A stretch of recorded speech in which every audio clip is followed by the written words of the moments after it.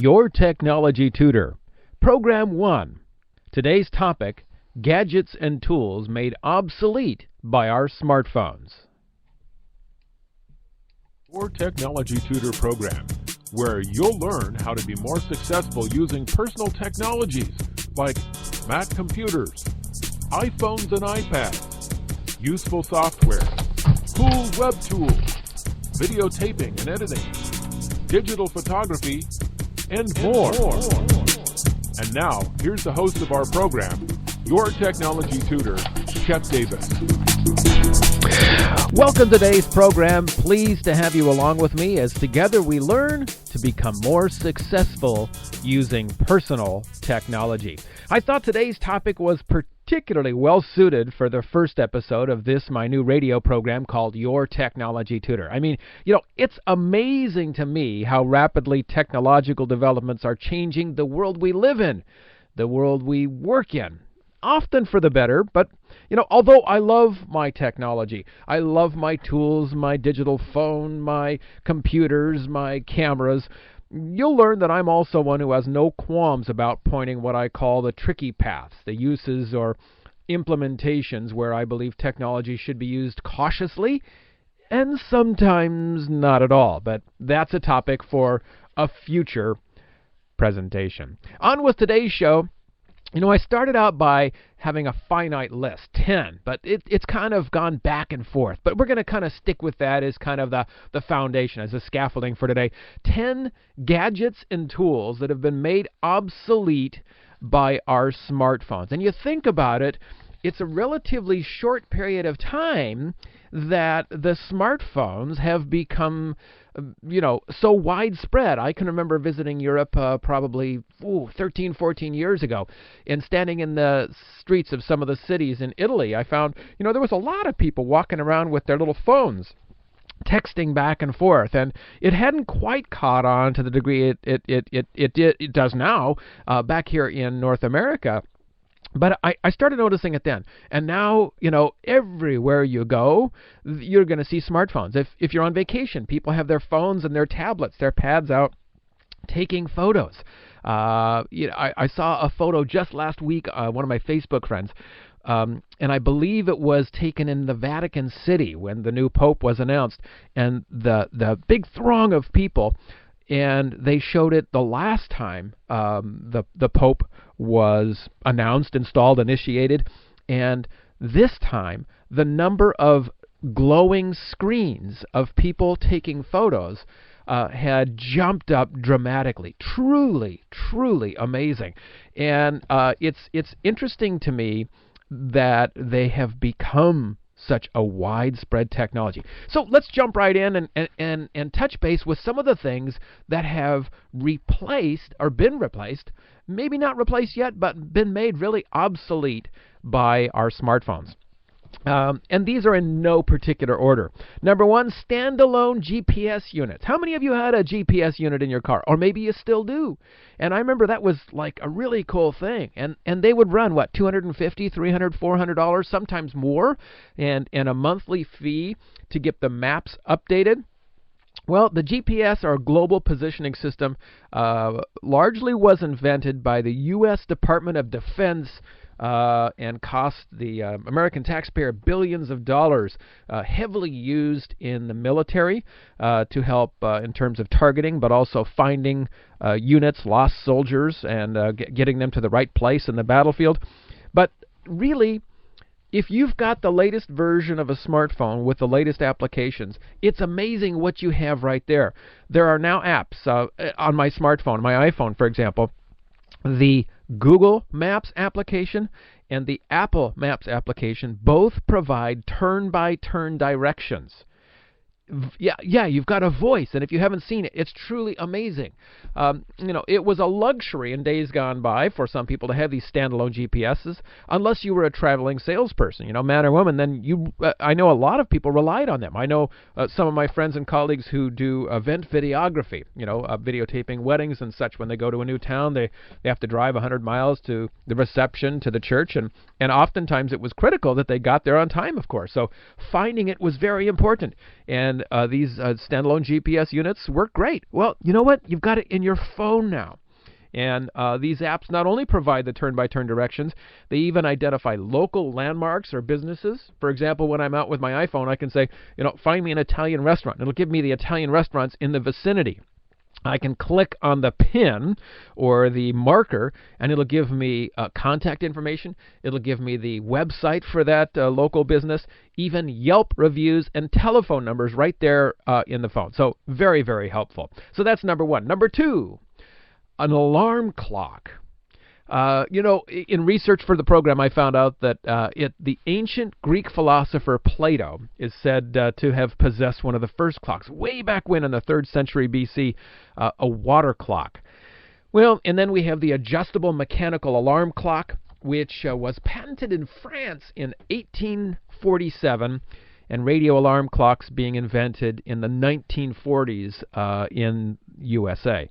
Now, I, for one, love the artistic stylings and beauty in the classic cuckoo clocks that have been crafted in the Black Forest region of Germany. But in this day and age, when even our TV sets, our smart TVs, have the ability to be used as an alarm clock to turn on at a particular time, this is one that is disappearing. Now, some folks have said that they because we keep our smartphones next to our bed, oftentimes, charging it. I know I have mine set next to my bed, but I use the do not disturb function, by the way, so don't try to call me in the middle of the night. I'm not going to pick up. But a recent study showed that more than 80% of people surveyed, this was in the USA, have gotten rid of their alarm clock and use their phone instead. I mean, I know the default clock app on my iPhone has the ability to set multiple alarm times, each with their own audio sound, each with an on-screen alert message. And by the way, this is the same clock app, the default app that just comes with the phone. It sports a world clock, a stopwatch, and a countdown timer. So truly, it makes it hard to beat, So alarm clocks are something that's truly disappearing. I am going to miss that sound, though. I should have that sound in the radio show here. My wife says, why don't you get rid of that? But I have a hard time. I still have that little LED clock by the side of my bed. And there is something about using it. But when I travel, I definitely I rely on my iPhone and its alarm more than the hotel alarm, because who knows who set that one last time, right? All right, tool gadget number 3 that's been replaced and made obsolete by our smartphones. Now, some people would disagree with this, but I would ask you, how many people do you see nowadays that are referring to their wristwatch when you ask them what time it is? Yeah, so I would say this next item is the wristwatch. Up until the 1920s, it was common, by the way, as you likely know if you watch the old movies, or maybe you have memories of father, grandfather, grandmother, to have a pocket watch that had a cover, and it was kept in the pocket, of course. That's why it's called pocket watch, but mounted on a jewelry type chain. And in the early days, they started to create them, somewhat designed, called a wristlet, the wristwatch. But the macho men said, I'd rather wear a skirt than a watch on my wrist. This changed, curiously enough, and I didn't know this till I was researching the program, in about the World War I, 1920s. Prior to the 1920s, 1914, 1918, when soldiers found it very impractical to have to dig into their pockets to find out what time it is, and mounted the wristlet on leather straps on their wrist to be able to tell time. So thus was the adoption of wristwatch. But as you might guess, sales of wristwatches have been in steady decline since about 2005, according to industry figures. But the watchmaking industry has moved smartly and intelligently, rather than just say, okay, we're losing this war. What they did is they've begun targeting enthusiasts, people that care about the watch as more than just a practical timepiece, but as a fashion accessory and also as a really cool collector item. So in the luxury market, they've seen some growth with only a modest decrease in overall sales. And some of the premium brands like Rolex continue to enjoy healthy sales. I should also point out that watches continue to be of interest for those who use them for specialized purposes, like scuba diving and those who have particular functions that are relative to their hobby, to their sport, or sometimes even to their business. All right, moving on. The next item, and this is arguable. I've had conversations with friends and colleagues about this, and seen some controversy on the net in online dialogues about this. But some would say that today's smartphones are causing compact cameras, otherwise known as PAS, point and shoot cameras, to become more and more obsolete. What do you think? What do you think about that?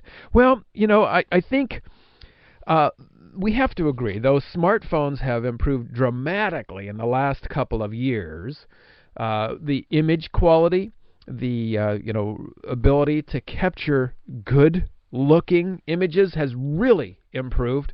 The iPhone 5, for example, right up there with some of the products from Samsung, are rated extremely high by those who care about imaging. They still have their shortcomings when compared to DSLR cameras, digital single lens reflex cameras. I mean, there's no way on God's green earth that you can compare even a really good photo captured by an iPhone with a Canon 5D Mark II, especially in challenging conditions like in dramatic lighting, where you have a high contrast. It's very difficult for the phones to be able to capture that.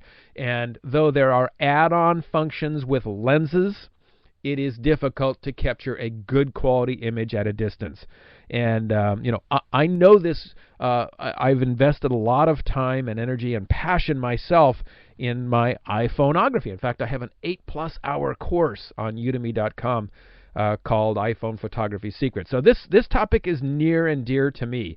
But I would say, though, even though I don't suggest camera phones are going to replace quality cameras for the dedicated professional or amateur or hobbyist, the imaging possible with the smartphone cameras have even professional photographers using their phones more and more. I think one of the biggest reasons is that it's the camera you always have with you. So that makes it compelling. And I dare say today, whether you're a parent, an aunt, an uncle, or even capturing nature, whether you're capturing family memories, your loved one, your significant other, or even out and about nature or architectural photography, I would dare say that we have now the ability to document, to capture more moments than any other generation before us. Now, sometimes we don't, care to see some of those moments, and there's a lot of just like, I won't call it trash because it's not trash, but I mean, there's just a lot of fluff. There's a lot of stuff. There's a lot of comics now about people taking shots of their unappealing dinner and posting it to Instagram or to Facebook. And like, gee, I was really worried about what you were going to have for dinner. Thanks for, making me feel better. Well, in addition to the convenience and availability of smartphone cameras, I think there's two other factors that make smartphone cameras the growing phenomena that they are. First and foremost, the ability to share photos and videos with friends and family and the rest of your social community. Whether it's the instant functions now, especially like in iOS 6 on the iPhone, one-click sharing on Twitter, Facebook, Flickr, Instagram, and more, Google+. So it's the ability to socially connect with other people. Maybe it's the happy, pivotal moments of your life, or the breathtaking sunrise and sunset that you capture when you're in the tropical islands, and you want to share that moment with somebody close to you. And that's enabled, where even with digital photography that enables us to capture those moments, the ability to share it takes a dramatically long period of time. And we're seeing the camera industry react now to the proliferation in the use of smartphones, and many of the point-and-shoot compact cameras now are incorporating these share functions with them, both for photography and for video. So pretty amazing. I would say the second reason that smartphones are enjoying the proliferation that they are is that there's the apps that allow for editing, simple editing, whether it's cropping, adjusting the contrast, colors, and then you get into the modification with, all the filters on your Instagram, and affecting your images. I know last summer while traveling in Europe, I used my iPhone a great deal, and I produced, if I may say so myself, some gorgeous looking images, and was able to share them with select friends and family, and even used apps to create like a frame, like a collage, and from that made postcards and sent them from my hotel room in Europe to friends and family. So really cool technology. So we're going to see that only continue to grow and grow and grow. Item number 5, gadgets, tools replaced by technology in our smartphone. Portable music players. 5 years ago, MP3 players were all the rage. iPods and the Zune, and before that, I don't know the age of my audience this afternoon, this evening here, but who couldn't remember back in the day the Walkman? Remember the Walkman? Remember when Sony first came out with the portable audio cassette player, and people were walking around with that, and that was all the rage? And then it moved to the ability to put CDs in these portable devices and walk around without them skipping and bumping. And that's a topic for a whole nother program, and that's one I will embrace in the coming months. Is our current technology replacing discs, both CD and DVD? The short answer is yes, and we'll get into that in a future program. But really, CD players, MP3 players that are dedicated and do that by themselves. If you were to do a search on Google or Bing or Yahoo, wherever your preferred search engine, and you looked for top MP3 players, more than likely the top choices, if not all of them, would be the latest smartphones, as well as tablets. But they're included, and the capacity is phenomenal. 64 plus gigabytes on some of these devices. And in addition to smartphones, tablets like the iPad, the iPad Mini, the Amazon Kindle Fire, the Google Nexus 7, all of them can play back audio files. So not only do you have the capability to play back your favorite music, but you also have the ability to play back books on tape, podcasts, all kinds of audio material, let alone the apps in our smartphones that let us create our own stations, like Pandora Internet Radio, like iHeartRadio. So it's easy to see the writing on the wall with that one. But I will point out, though, in thoughtful deliberation, that there still are benefits, I believe, for an MP3 player, if you've got one kicking around, number one. But really, it's compact size, it's lighter weight than most of these other digital devices we're talking about. And I feel still it's a good alternative to take your tunes on the run, on a bike ride, extreme sports excursion. I mean, I know there's all kinds of devices for people running or biking to take your smartphone with you, but I still have a hard time. I'm not comfortable taking my iPhone mountain biking with me on rugged trails. So, definitely not.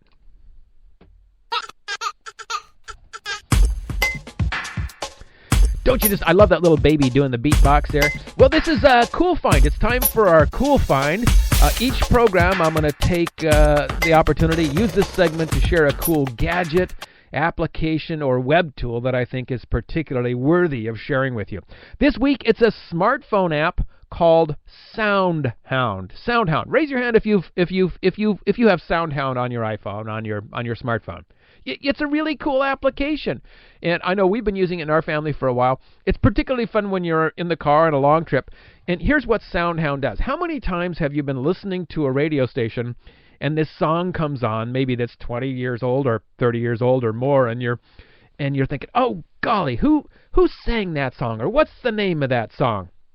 And then it just gets stuck in your brain for the rest of the day, and the whole rest of the trip you're spending, well, you're not taking your time away from your trip, but really, and SoundHound is an amazing technology created by a company in the San Francisco Bay Area, and the app is available, by the way, on multiple platforms. You'll find there is an app for the iPhone, the iPad, the Android, Windows Mobile, and Symbian devices, and it's a very quick and efficient tool that, when it hears a song, can come back with the name of the song, the artists who have recorded the song, and even links to lyrics and videos on YouTube of the song. It is amazing.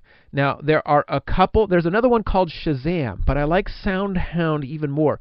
The reason why is SoundHound is the only one that you can hold up to, speakers in your car, for example, while the song is playing, and it takes, about 10, 15 seconds to identify the song.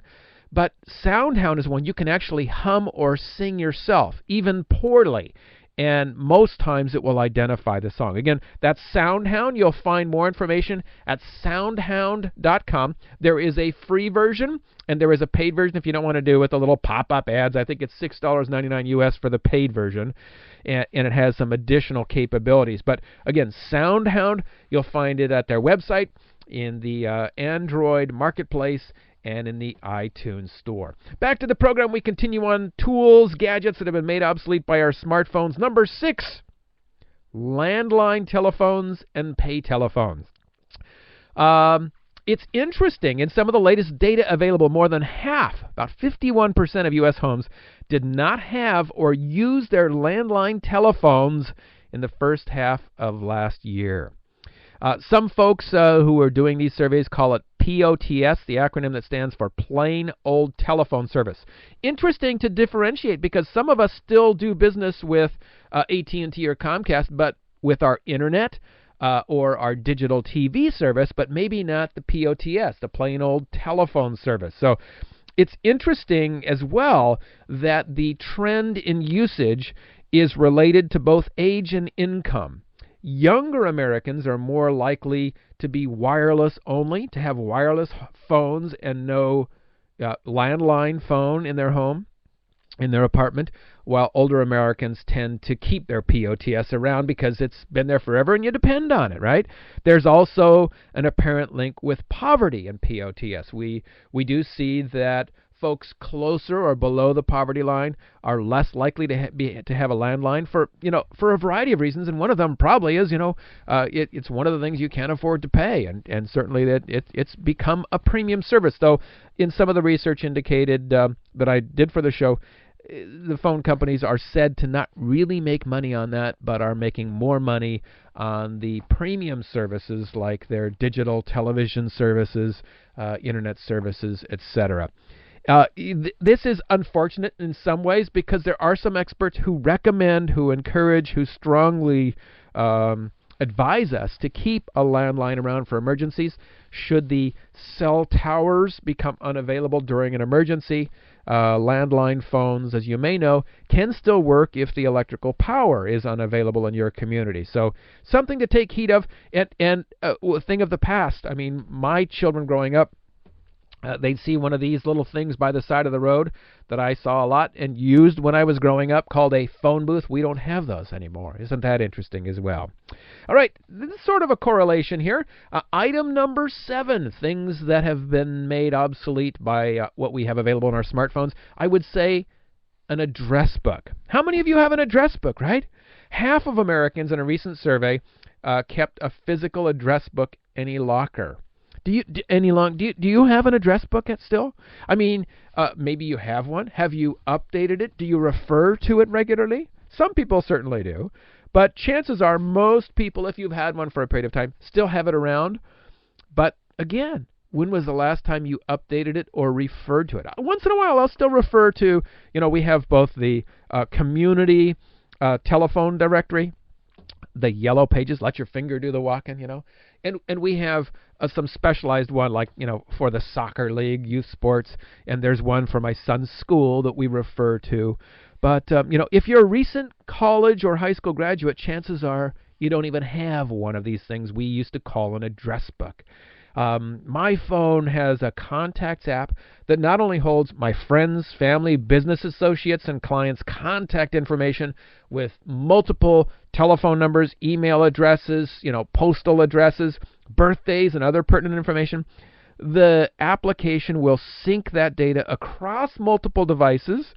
So I have all that information available when I'm with my iPhone, with my iPad, on my desktop computer. I can synchronize and pull it up in a web browser when I'm traveling internationally even, So it's just amazing. And the synchronization capabilities are truly phenomenal. You have to manage it, in terms of privacy, which is an upcoming program in terms of digital privacy. But, if you're a friend of mine on Facebook and you have your birthday posted on Facebook, it will alert me in my contacts that you've got a birthday coming up. So it is really cool technology. Item next, number 8, a gadget replaced by our smartphones, the pocket calculator.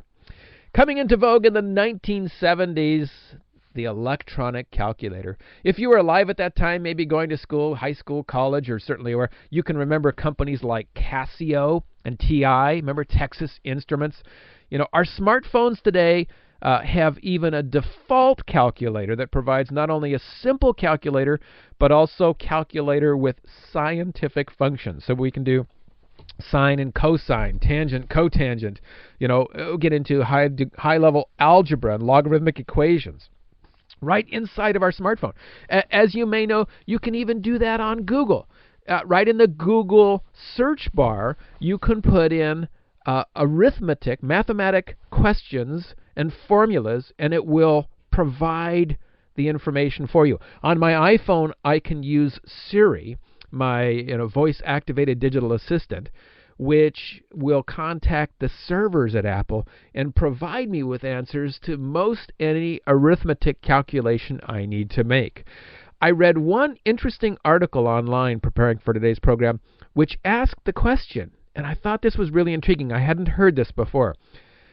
Where did the calculator companies go wrong? Because if you think about it, in the 70s, they were way ahead of the curve in terms of the proliferation of portable electronics devices in the marketplace. I mean, so many people had digital calculators, and they may have missed an opportunity. What if they had grown into the dominant tool that we now carry around called smartphones? Interesting that one of their company founders might have gotten involved with Steve Jobs, or anyway.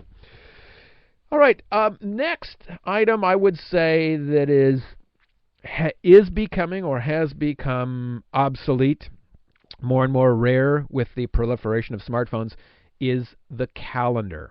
Paper calendars, they've been dropped by more than 60% of respondents in a recent survey, saying they no longer keep one at home, or if they do, it's posted on the wall, but they rarely refer to it. It's so convenient to have just one calendar with you all the time, synchronized between multiple devices. It's always with you. You can always refer to it. You can avoid overscheduling. You can find out, when that soccer game is, when that church dinner is, all that stuff.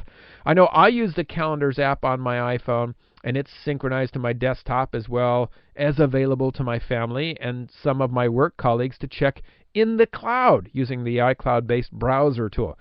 In addition to making appointments and events, the app also reminds me of impending dates with my own customized alerts. Pretty darned amazing. So, that paper calendar, while I still enjoy the photo calendars and still, choose to purchase them every year, as far as an actual useful tool, I think we're going to continue to see that ride off into the sunset.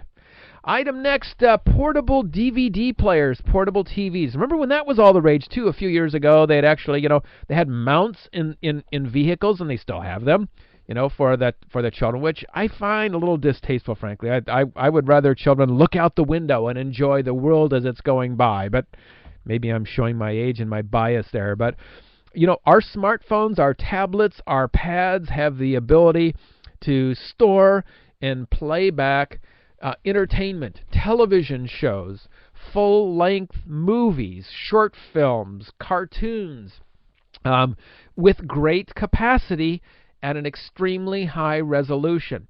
Some of the most recent smartphones in the marketplace, even though you're looking at a 5-inch screen, have the ability to play that program back at a full high-definition video resolution, what's called 1920 by 1080, in terms of the quality of the pictures, is right alongside the most pricey televisions you'll find in some people's living rooms. So the ability, the convenience, and the proliferation in terms of the outreach by the content providers, from the major studios to the television networks, having both their own websites and having the programming available, not only in places like the iTunes Store, but also having it on Netflix, on Hulu Plus, on Amazon Instant Streaming. So the ability to get television programming on our portable devices is just uncanny. Well, that's it for 10, tools, devices that have been rendered obsolete by the smartphone.